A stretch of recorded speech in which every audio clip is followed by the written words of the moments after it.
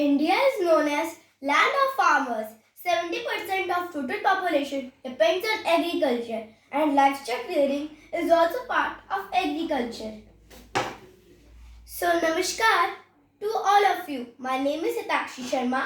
I study in class 4B, and today we all are going to discuss about livestock rearing. Live means lives and stock means sum of money. Livestock animals keep especially on a farm for their economic benefit. Animals that are used by farmers are called livestock animals.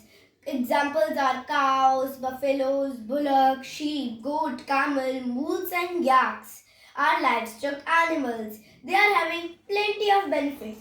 Example, cows and buffaloes. They gives us milk. Their waste is used as manure and as fuel called cow dung. Bullocks are used to plug the field and pull the carts. Wool is obtained from sheep and camel.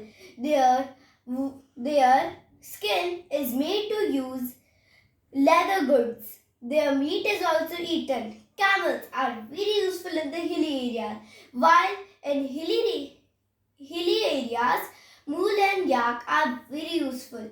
So, livestock rearing is an integral component of Indian agriculture.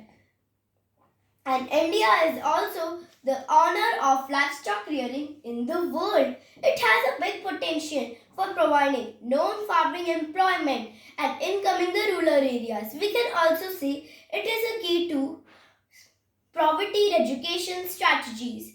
It also provides self-employment to millions of people and rural households. It also has a good contribution to empowerment of women, increasing the commercialization of livestock products. Many initiatives were taken by the government. Example, the Gokul Mission, Operation Flood or White Revolution, National Livestock Mission, etc. The landless and the small farmers also take advantage of this sector for sustaining their livelihood and making India complete in the global market. I hope now you understand what is livestock rearing. Thank you.